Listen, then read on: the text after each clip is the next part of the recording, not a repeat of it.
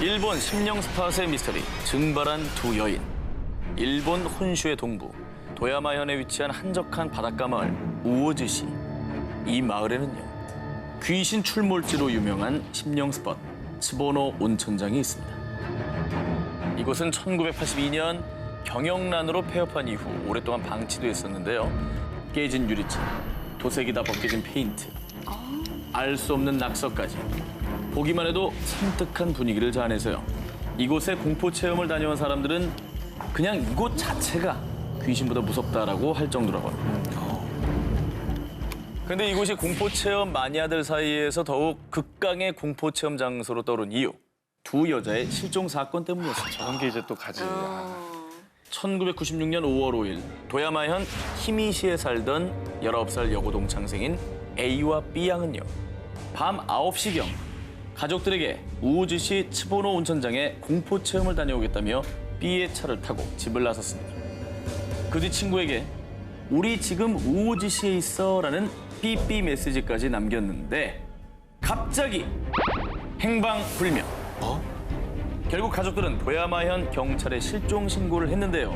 경찰이 입수한 CCTV 자료에서는 사건 당일 밤 10시경 B의 승용차가 도야마현의 중심지인 도야마시와 나메리카와시를 거쳐 우오즈시로 들어가는 것이 확인됐습니다. 정말 그럼 거길 가긴 갔네. 그렇죠. 네, 근데요. 그런데 말입니다. 그 뒤 경찰이 그 일대를 샅샅이 수색했으나 두 여성의 흔적을 전혀 찾을 수가 없었고요. 여성이 타고 간 승용차조차도 발견되지 않았습니다. 결국 이 두 여성의 실종 사건 이후 일본 일부 매체에서는요. 호쿠리쿠 지방에서 가장 무서운 심령 스팟이라 지칭, 더욱 범접할 수 없는 공포가 퍼졌습니다. 저럴 수 있어요. 얼마 뒤 츠보노 온천장 일대는 아예 외부인이 출입할 수 없게 철조망 작업을 했지만요. 지금까지도 모험심 강한 공포체험 마니아들이 이곳을 찾고 있다고 합니다. 당시 일본 대표 신문 일면까지 실리며 일본 사회를 발칵 뒤집은 두 여성의 증발 사건. 과연 두 여성은 어디로 사라진 걸까요? 지옥문 카타콤의 실종 미스터리. 경고. 이 앞은 죽은 자의 나라다. 이 글귀가 붙어있는 곳은 낭만적인 빛의 도시 파리. 그중에서도 남부의 당페르 로시로 광장, 그 지하에 은밀히 감춰진 카타콤. 카타콤의 총 길이는 이제 약 300km입니다. 그리고 이곳에 약 600만 구에 달하는 유골이 모여 있다고 해서 세계 최대 무덤으로 불리고 있습니다. 그런데 이곳을 두고 떠도는 한 미스터리. 정확한 통계는 없지만 19세기 이래 카타콤에서 실종된 사람은 수백, 아니 수천만 명. 실제로 카타콤에서 실종되는 사고가 연쇄적으로 발생하자 대부분을 철문으로 막았습니다. 하지만 일부 탐험가 혹은 담력을 키우려는 이들이 하수구 등을 통해서 비밀 출입구를 찾아 무단으로 침입하는 사건이 종종 발생. 그런데 이때 기괴한 경험을 하고 온 이들이 마치 뭐에 홀린 듯 이상한 형상을 봤어요. 나를 끌고 가려고 했어요. 라며 지옥문에 대한 괴담을 더욱 공포스럽게 만들었습니다. 1998년 유명 다큐멘터리 감독 프랜시스 프리랜드가 카타콤에서 실종된 사람들을 취재하던 중 카타콤의 한 구석에 떨어져 있는 캠코더를 발견했는데요. 카타콤 벽면에 있는 유골들을 확인하던 남자가 갑자기 어둠 속에서 무언가를 발견한 듯 하더니 캠코더까지 떨어뜨리고는 비명을 지르며 뛰어가는 장면이 담겨 있었던 겁니다. 사람들 사이에서는 지옥문을 찾다가 지옥 문지기를 만나 끌려간 거야 라는 괴담이 일파만파 퍼졌습니다. 역시나 그 화면 속의 남자는 돌아오질 못했습니다. 돌아오지 못하는 실종자, 그리고 경찰 수색에도 실종자에 대한 어떤 단서조차 찾지 못하는 상황. 지하 무덤 카타콤엔 정말 지옥문이 있었을까요?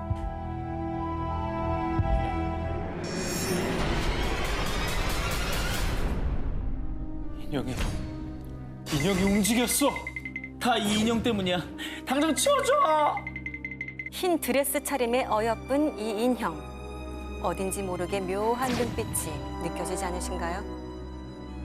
실제로 이 인형을 소유한 주인들에겐 어김없이 불길한 일들이 생겼다는데요. 2017년 8월 영국 노폭주에 위치한 킹슬린 지역. 50세 여성 데비 메릭은 중고 시장에서 우연히 이 인형을 발견했는데요. 묘한 끌림에 느껴 5파운드의 인형을 구매합니다. 그런데 이 인형을 사온 뒤부터 데비와 그녀의 가족에게 이상한 일이 벌어지기 시작했는데요. 아, 아스트라리아. 아니, 다리에 왜 이런 상처가 나 있는 거지? 한밤중 남편 카메론에게 생긴 의문의 상처. 어머. 마치 무언가에 긁힌 듯한 상처가 선명했는데요. 그런데 그가 주변을 둘러보던 바로 그 순간 그는 기겁하고 맙니다. 왜? 요상한 눈빛으로 자신을 쳐다보고 있는 인형과 눈이 딱 마주쳤기 때문인데요. 그런데 이 미스테리한 현상은 이뿐만이 아니었습니다.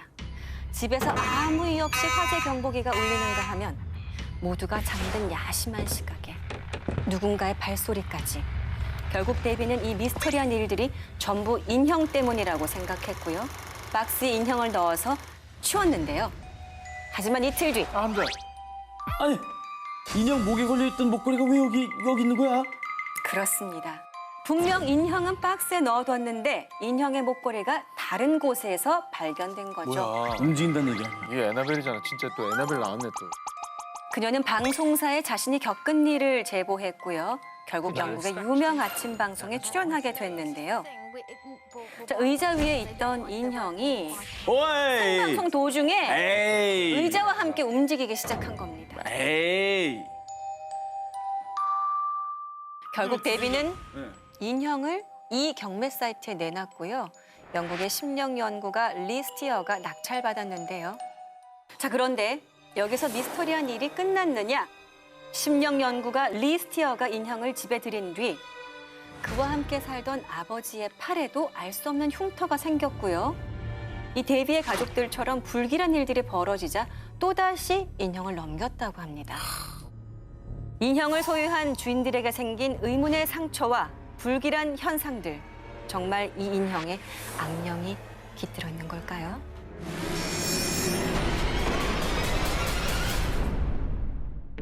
(1980년) 스위스의 중부와 남부 사이에 있는 고트하르트 고개를 뚫어 만든 고트하르트 터널. 총 길이는 17km, 터널 평균 이용 차량은 17,000대로요. 교통량이 꽤 많은 터널인데요. 2009년 어느 날 갑자기 이 터널에서 미스터리한 사고가 연이어 발생했습니다. 그런데 전 잘못이 없어요. 이게 다 내비 때문이라고요. 저도 이상했어요. 근데 내비가 얘기한 대로 그냥 한 거거든요? 사고를 낸 운전자들의 공통적인 진술. 터널 한복판에서 계속해서 유턴하라고 안내하는 내비게이션 음성이 들렸다는 겁니다. 오류겠지. 운전자들도 당연히 이 운전 상식은 인지하고 있죠. 내비게이션이 잘못된 안내를 하면 뭐 상식적인 판단에 의해서 운전을 해야 되는 거죠. 그래서 그런데 사고 운전자의 대부분은 이곳이 초행길이었고요. 계속 음성 안내를 하는 통에 뭐에 홀린 듯이 유턴을 한 겁니다. 터널 안에서? 터널 안에서 사진 보시죠. 진짜 유턴해. 저러면 안 되는데? CCTV네. 저거 어떻게 될 줄 알고. 왜냐면 초행길이면 모를 수 있어요. 아니 혹시 이유가 밝혀졌어요? 그래서? 불법 유턴 사건이 연속적으로 발생하자 담당 교통 경찰들이 조사를 했는데 일부 내비게이션에 위성 시스템 오류가 일어난 것으로 추정된다라고 밝혔는데요. 하지만 일부 사람들은 귀신에 홀린 거 아니야? 혹시 내비게이션의 저주? 라며 이 미스터리한 일을 믿을 수 없다는 반응이었습니다. 유턴하십시오. 유턴. 정말 위성 시스템의 오류였을까요? 다음 기사 소개해드립니다. 분명 차는 달리고 있는데 터널을 빠져나올 수 없었어요. 분명히 터널 중간에 사람이 있었는데 어디 갔지? 이 괴이한 증언들은 모두 대만 타이베이 원산구에 위치한 신하이 터널에서 발생한 일입니다. 약 500m의 짧은 거리와 직선 터널임에도 불구하고 알 수 없는 사건, 사고가 잦은 신하이 터널.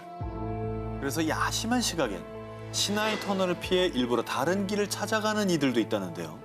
이곳에서 특히 자주 일어나는 괴이한 경험담. 몇몇 오토바이 운전자들은 분명 혼자 터널을 지나고 있었는데 어느새 뒷좌석에 묵직한 느낌이 들고 무언가 자신을 꽉 잡고 있는 느낌이 들었답니다. 그래서 백미러를 보면 귀신이 딱! 그래서 소스라치게 놀란 오토바이 운전자들은 오토바이 채 쓰러지거나 다른 차량에 깔려 부상이나 목숨을 잃는 경우가 다반사였고요. 그렇구나. 뿐만 아니라 한 운전자는요. 터널을 들어갈 때 시간을 봤는데 새벽 3시경이었답니다. 그런데 계속해서 달리는 느낌은 드는데 끝이 나오지가 않는 거죠. 그래, 그럴 때 있어. 분명 터널 출구가 눈앞에 보이는데도 말이죠. 그런데 정말 다행히도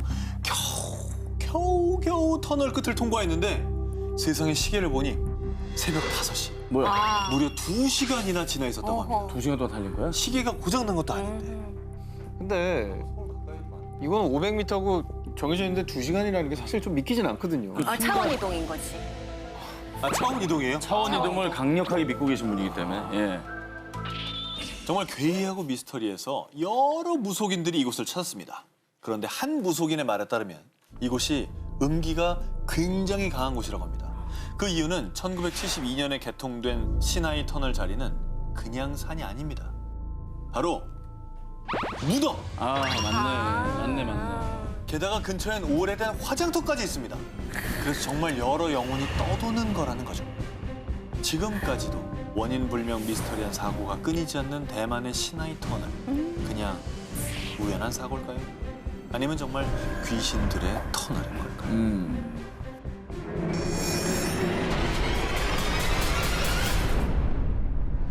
2012년 1월 미국의 한 거대 익명 커뮤니티 초자연 현상 게시판에요. 텍스트가 담긴 이미지 파일이 하나 올라오는데요. 자, 우리는 고도로 지적인 사람을 찾고 있습니다. 이 이미지 속에 숨겨진 메시지가 있습니다. 이걸 찾으면 여러분 우리를 만나기 위한 여정을 시작하게 됩니다. 자, 이것이 바로 미국 온라인상에서 가장 큰 미스터리로 회자되는 정체불명의 단체 3301의 첫 번째 관문 문제입니다. 저 이미지 자체 안에 텍스트도 있지만 그 안에 문제가 숨겨져 있습니다. 그래요? 북미 네티즌들은 그들의 심벌인 매미 그림을 보고요. 영어로 매미, 그러니까 시카다를 붙여 시카다 3301로 그들을 불렀습니다. 몇몇 네티즌들은 누군가의 장난이라고 여겼지만요. 그러나 바로 몇 분 뒤 나 암호를 풀었어. 저도 풀었어요. 하며 나타나게 된 거죠. 우와. 자, 이렇게 실제로 시카다 3301이 낸 문제를 풀었다는 사람들이 속속 등장하면서요. 점점 이 단체에 대해 관심이 마구 쏠리기 시작했습니다. 야, 뭐지?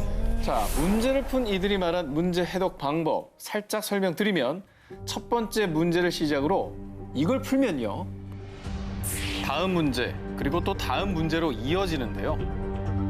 숫자네요. 어머, 뭐야. 자, 암호를 푸는 문제는 웹상에 프로그래밍으로 해독할 수 있는 이미지를 올리거나 세계 또 여러 장소 곳곳에 QR코드가 찍힌 종이를 붙였다고 하는데요. 자, 그리고 놀랍게도 대한민국에서도 그들의 문제가 발견된 적이 있습니다. 우와, 어디서요? 2012년 서울 강서구 방화동의 한 아파트 인근에서도 발견된 QR코드 종이. 자, 보시면 저 QR코드를 인식하면은 또 다른 문제가 있는 웹사이트가 나옵니다. 자, 하지만 이 문제를 푼 이들은 문제를 풀면 풀수록 시카다 3301의 정체와 그들의 목적, 그리고 그 암호의 끝이 무엇인지 더 큰 미스터리에 휩싸였고요. 2013년, 2014년, 2016년에도 시카다 3301의 미스터리한 문제들이 퍼지자 2014년 미국 워싱턴 최대 일간지인 W신문사에선 이 단체를 인터넷에서 가장 괴이하고 미해결된 미스터리 탑5로 선정할 정도였다고 합니다. 정말로 전 세계를 떠들썩하게 만든 시카다 3301. 그들의 정체를 두고 CIA나 MI6 같은 국가 첩보기관의 요원 모집 시험 문제일 거야. 아니야. 전 세계를 장악하려는 비밀 결사일 거야. 정부나 비밀단체에서 암호 해독 능력자를 찾는 것이 아니냐라는 음모론이 우세해졌습니다. 그럴 수 있어요. 오늘 유행어 예감인데요. 예. 그럴 수 있어요. 장안의 화제가 되겠는데요, 네. 이게. 자, 실제로 2013년 영국 정보기관 GCHQ에서는 Can You Find It이라는 채용 프로그램을 진행. 도발적이다. 그들이 낸 암호 해독을 모두 푼 사람들을 채용했고요. 오. 자, 구글도 2004년도에 비슷한 수수께끼 광고판을 게시한 적이 있었습니다. 맞아요. 영원히 풀릴 것 같지 않던 시카다 3301의 존재. 이 정보를 공유하지 마시오. 공유하고 싶잖아요. 그럼. 자신이 첫 번째 공개된 암호를 푼 최종 우승자라고 주장하는 마르쿠스 워너가 2015년도에 한 잡지 인터뷰를 통해 비밀단체인 시카다 3301에 대해 밝힌 거죠. 암호화된 사이트에서 첫 암호를 푼 20명의 승자들 만났어요. 그리고 3301 대표자들도 몇 명 만나기도 했고요. 그의 인터뷰에 따르면요. 그는 2012년 15살에 첫 번째 암호를 모두 풀었고 그 뒤에 익명의 계정으로부터 아이디와 비밀번호가 담긴 한 이메일을 받았다고 하는데요. 그 아이디로 암호화된 사이트의 채팅방에 접속해 3301의 관리자를 만날 수 있었다고 합니다. 그리고 그들이 한 말은 3301은 정보와 익명성의 자유를 함께 나눌 동지를 선발하고 그들과 감시 방지 소프트웨어를 개발하려고 합니다. 우리는 거대해질 겁니다. 하지만 이 소수의 문제 통과자들은 시카다 3301과 뜻이 맞지 않았고요. 결국 그들은 과해되어서 암호화된 사이트마저 사라졌다고 합니다. 또한 마르코스 워너의 친구도 두 번째 관문의 암호를 모두 풀었는데 2017년 4월경 시카다 3301에게서 받은 한 통의 메일에선 Be patient, 인내심을 갖길이란 메시지뿐 지금까지 그 어떤 연락도 받지 못했다고 합니다. 아직은 모르는 거예요. 어느 날 갑자기 납치당할 수도 있어요. 약간 과대망상 기질이 좀 예, 처음에는 상상력이 뛰어나다고 생각했는데 선을 좀 잘 타셔야 될 것 같습니다. 그죠? 아니, 예. 그럴 수 있다니까요. 잘 알겠습니다. 여행자들의 도시라 불리는 대만 타이베이. 이곳에서도 타이베이 101 빌딩, 세계 무역센터와 인접, 타이베이 시내가 훤히 보이는 전망까지 갖추고 있어서 대만 최고의 호텔로 꼽히는 G 호텔이 있습니다. 그런데 세상 원더풀한 이 호텔을 대만인들은 무척이나 두려워한다고 합니다. 좋아 보이는데. 비싸서 두렵나? 호텔이 무서울 이유가 있나요? 그렇죠. 네. 이곳은 세계에서 무서운 호텔 탑 10에 늘 꼽히는 곳이기 때문입니다. 왜 그렇지? 1989년에 설립된 G 호텔은요, 엘리베이터와 복도에서 기이한 현상이 자주 발생한다고 합니다. 새벽 시간, 아무도 없는 1층에 엘리베이터 문이 열립니다. 오류인가 싶었는데 특정 층으로 올라가더랍니다. 그런데 이뿐만이 아닙니다. 누가 새벽에 이렇게 복도를 뛰어댕겨요? 군화 소리가 너무 커요. 아이. 그래서 직원이 항의 전화가 온 층으로 가보면 복도는 텅. 게다가 어떤 투숙객은 자다가 눈을 떴는데 군복 입은 남자 얼굴이 눈앞에 딱! 무섭다. 홍콩 대표 액션스타 성룡도 이 호텔에서 머무르던 중 귀신을 봤다며 새벽 3시에 기겁을 하고 나왔다고 합니다. 와, 뭐야. 이 자리가 옛날에 뭐 군부대 자리였던 거예요? 아니 그러니까 무슨 사연 같은 게 있었나요? 떠도는 추측으로는 호텔이 세워진 곳이 과거 제2차 세계대전 당시 정치범 수용소와 처형장이 있었던 곳이라고 합니다. 무려 4,000명이 죽은 곳이라는 썰만 돌고 있습니다. 그런데 정말 더 미스테리한 건요. 호텔 로비에 있는 커다란 부적 2개 보이시죠? 강시부적이다, 강시부적. 미술 작품이 아니라 부적인 거군요. 누가 봐도 부적이죠, 그죠?